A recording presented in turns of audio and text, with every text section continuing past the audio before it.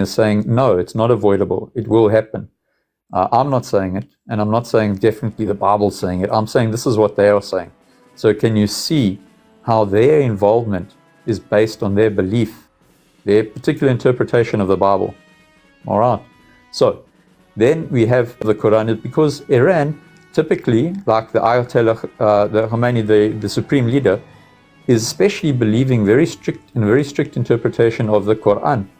And so you can see that the nations have pitted themselves up against one another on the basis of religious belief. You know, somebody else also earlier in the comments was saying it's a religious one. I was thinking initially, no, that's not, but I think they're right. In a sense, it is a religious battle, and we need to understand its dimensions. Having understood that, then we can also understand its secular nature. We understand the ethos or the fighting spirit of the people that will be involved. Okay. So that helps us understand whether human beings will fight forever. If they can resolve this in some amicable way, which we don't see happening, because unaliving of over 500 now at the moment, and it's in 5 days, so it's an average already, and that's not counting all the people that have been buried under rubble, etc., who are missing, meaning many of them will be unalived too.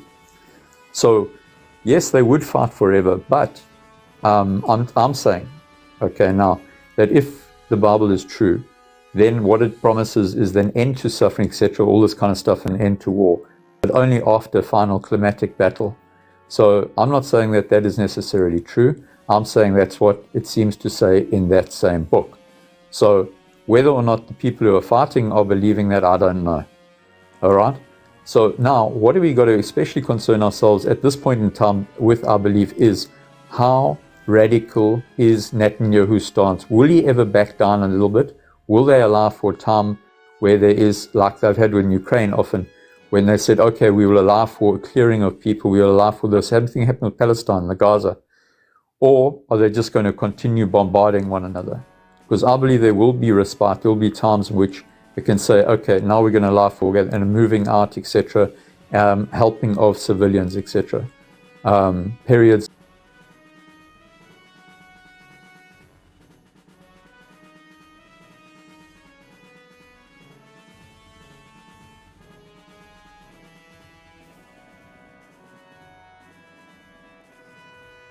Thanks, Dean. Thanks. Yeah, no, with Benjamin Netanyahu and his, because look, I also think that if he takes a softer approach on this Iran and the Palestine people, he might lose his supporter base. Because you know, politicians, they